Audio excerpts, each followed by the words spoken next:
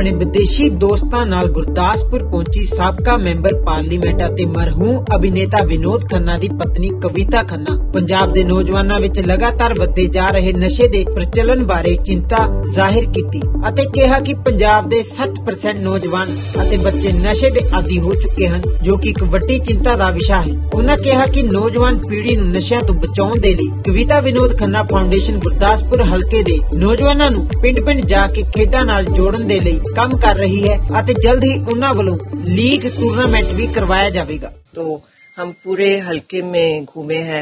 कल बटाला गए थे, वहां जो क्रॉसिंग का मुद्दा है वहां हम गए थे। फिर उसके बाद अब यहाँ गुरदासपुर आए हैं हम, डी एडिक्शन सेंटर, वहां जो स्लम की स्कूल है।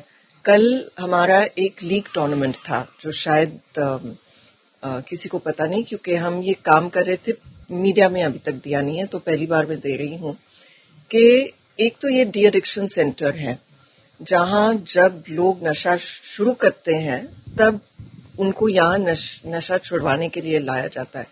लेकिन पंजाब में जो हुआ है, जो हालत है, वो बहुत ही खराब है और नशा बहुत ज्यादा बढ़ गया है। गवर्नमेंट के जो रिपोर्ट्स है वो दिखाते हैं कि जो स्कूल के बच्चे हैं, और ये गवर्नमेंट का रिपोर्ट है, ये कोई हमारा है नहीं, ऑफिशियली वो कहते हैं कि 60% बच्चे तंबाकू ले रहे हैं, एडिक्टेड है तंबाकू, और ये गेटवे ड्रग बनता है, फिर ड्रग्स करते हैं। तो कविता और विनोद खन्ना फाउंडेशन, हमने राउंड ग्लास फाउंडेशन के साथ उनकी एक इंडियन फुटबॉल लीग में एक टीम है राउंड ग्लास की, और आर्ट ऑफ लिविंग, हम गांव-गांव में जाकर स्पोर्ट्स प्रोग्राम शुरू कर रहे हैं। तो कैसे करते हैं, हम गांव में से किसी एक बंदे को लेते हैं जिसको स्पोर्ट्स का अनुभव हो, और पंजाब में तो इतने बढ़िया स्पोर्ट्समैन रहे हैं। हमारा ये जो बेल्ट मैनेज कर रहे हैं यहाँ कुछ 45 गांव हैं। विक्रम जो 13 साल प्रोफेशनल फुटबॉल प्लेयर थे, वो उन्होंने इंडिया को भी रिप्रेजेंट किया है, तो वो हमारे साथ जुड़े हुए हैं। और हम गांव-गांव में जाकर एक ऐसा बंदा लेते हैं जिसका स्पोर्ट्स का अनुभव हो, और उनको प्रोफेशनल ट्रेनिंग में डालते हैं। लेवल डी, लेवल ई के कोच बनाते हैं उनको, और ये कोचेस फिर रोज आते हैं गांव में। एक कोच 6 गांव को संभालता है, हर गांव का एक वॉलंटियर होता है। तो वॉलंटियर और कोच इकट्ठा मिलकर रोज बच्चों को ये स्पोर्ट्स का ट्रेनिंग दे रहे हैं। अभी हमने फुटबॉल से शुरुआत किया है, इसके बाद वॉलीबॉल और कबड्डी भी होगी। तो मेरा ये विजन है कि हर गांव में रोज हमारे बच्चे खेल कूद में लग जाए, उनका प्रॉपर ट्रेनिंग हो, इससे उनका फ्यूचर भी बन सकता है। और अगर वो स्पोर्ट्स का प्रोफेशन ना ले तो फिर भी स्पोर्ट्स में तो इतना ज्यादा बेनिफिट्स है, जैसे कि एक तो आपकी बॉडी फिट होती है, अगर आप स्पोर्ट्स में आपका मन लग जाए तो कभी आप नशे के बारे में सोचोगे नहीं। और वैसे तो क्या होता है, हर गांव में ग्राउंड होता है, वहां बच्चे जाते हैं, हाथ में मोबाइल, फिर भयानक वीडियोस देखते हैं, आई लव यू सब चलता है यहाँ और फिर वो ड्रग बेचने वाले वहीं आकर बच्चों को ड्रग्स पहले फ्री में देते हैं। पता है आपको कैसे उनको मतलब जाल में फंसा देते हैं अपने। तो यहाँ स्पोर्ट्स जब होगा, इनकी बॉडी भी फिट हो जाएगी, उनका कंसंट्रेशन भी बढ़ता है, उनको टीम वर्क के बारे में भी पता चलता है, और पॉजिटिव एटीट्यूड होता है, करेज आता है। तो बहुत सारे बेनिफिट्स है स्पोर्ट्स में।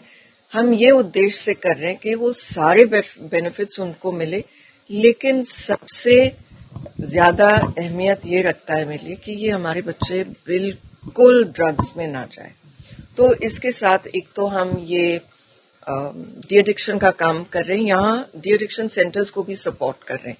तो कविता और विनोद खन्ना फाउंडेशन, हमारा आर्ट ऑफ लिविंग के साथ हम यहाँ प्रोग्राम्स चला रहे हैं। और ये प्रोग्राम की खासियत ये है कि और प्रोग्राम्स जो है, WHO के स्टेटिस्टिक्स बताते हैं कि कंप्लीट रिमिशन लगभग 5% होता है। मतलब आपने डी एडिक्शन का कोर्स किया है और उसके बाद दोबारा आप रिलैप्स होते हो और दोबारा ड्रग्स लेने लगते हो। तो ये आर्ट ऑफ लिविंग का जो है वो 40 से 70% कंप्लीट रिमिशन होता है।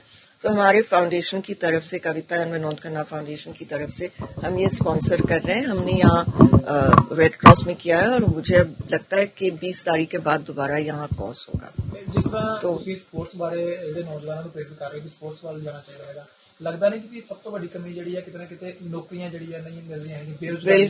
बिल्कुल बेरोजगारी है, इसलिए हमारा सारा यूथ पंजाब ही नहीं लेकिन देश छोड़ के जा रहा है। हमने देखा है बिहार से माइग्रेंट लेबर आता है, लेकिन पंजाबी जो है वो तो देश छोड़ के जा रहे हैं। तो इसलिए हम 2 प्रोग्राम चला रहे हैं उनके लिए। अगेन ये through Kavita and Vinod Khanna foundation है। एक तो स्किल डेवलपमेंट का, तो स्किल डेवलपमेंट हम उनको करा रहे हैं, और दूसरा एक प्रोग्राम है यूथ लीडरशिप ट्रेनिंग प्रोग्राम। इसमें हम गांव-गांव जाते हैं और उनको ट्रेनिंग देते हैं कि जो भी आपके मसले हैं गांव में, वो गांव के लेवल पे ही आप सुलझा सकते हो। आपको किसी ने बताया नहीं कि आप खुद इसको कैसे सुलझा सकते हो।